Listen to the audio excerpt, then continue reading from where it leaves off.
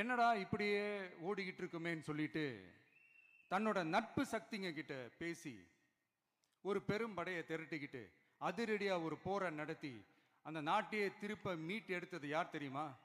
நம்ம கொள்கை தலைவர்களை ஒருத்தரான ராணி வேலு நாச்சியார் அவர்கள் தான். அவங்களுக்கு அந்த நட்பு சக்தியா கூட இருந்து உழைச்சது சின்ன மருது, பெரிய மருது, சையது, கார்கின்னு சொல்லிட்டு அந்த 3 பேரும் தான். ஆங்கிலேயர் படை, ஆற்காட்டு படை மாதிரி அந்த 2 பெரும் படையை அடிச்சு துவம்சம் பண்ணிட்டு அந்த நாட்டையை திருப்பி மீட்டு எடுத்தது வேலு நாச்சியார். அன்னைக்கு இருந்த ஆங்கிலேயர் படை, ஆற்காட்டு படை மாதிரி இன்னைக்கு என்னென்ன படை இருக்குதுன்னு உங்க எல்லாருக்குமே நல்லா தெரியும். அதனால அந்த 2 படை மட்டும் இல்ல, இன்னும் எத்தனை படை வந்தாலும் எதிர்த்து நின்று ஃபேஸ் பண்றதுக்கு ஒரு நல்ல தலைமையும் இத்தனை சக்திகள் என் கூட இருக்கும் போது, இத்தனை சின்ன மருது, இத்தனை பெரிய மருது, இத்தனை சையது, கார்கிகள் என் கூட இருக்கும் போது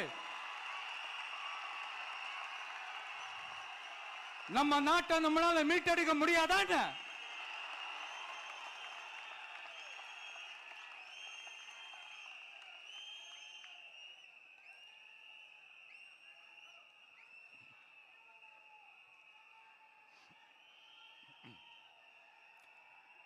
அதுவும் இந்த படை, நம்மளுடைய இந்த டிவிகே படை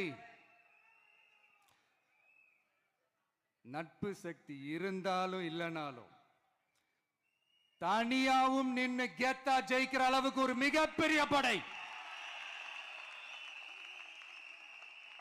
அதுலயும் ரொம்ப முக்கியமா இன்னைக்கு இந்த கூட்டத்துக்கு வரலனாலும் நான் அந்த போர்ல நடந்த அந்த கதை மாதிரி கட்ஸான குயில்கள் நிறைந்த பெண்கள் படையும் நம்மளோட இருக்கிறாங்க. அந்த பெண்கள் படையை பார்த்துதான் அரசியல் அரங்கமே அதிர்ந்து போயிருக்குது.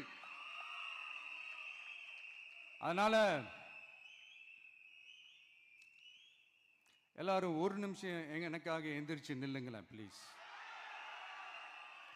நான் சொல்றதை கொஞ்சம் ரிப்பீட் பண்ணுங்க. இந்த 2026 சட்டமன்ற தேர்தல்ல நாம எல்லாரும் உண்மையாக உழைப்போம், சத்தியமாக உழைப்போம், உறுதியாக உழைப்போம், ஒற்றுமையாக உழைப்போம். Thank you. Please sit down.